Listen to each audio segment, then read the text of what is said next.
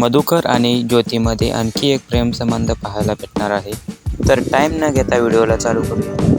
आपण गेल्या 43व्या एपिसोड पाहिला आहे की मधुकर जेव्हा साक्षीला गृहपाठाची वही मागतो तेव्हा ज्योतीला राग येतो आणि ती जाऊन त्याला वही देते. त्यावर सर्वजण हसतात.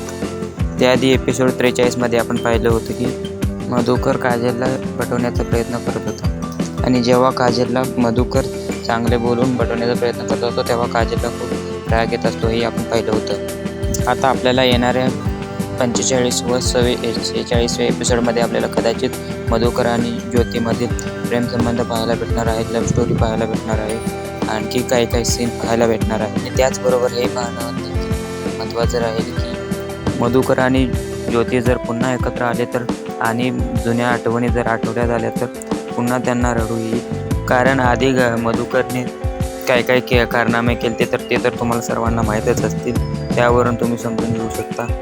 तर हे काय होणार आहे आपल्याला पुढील एपिसोडमध्ये पाहायला भेटणार आहे.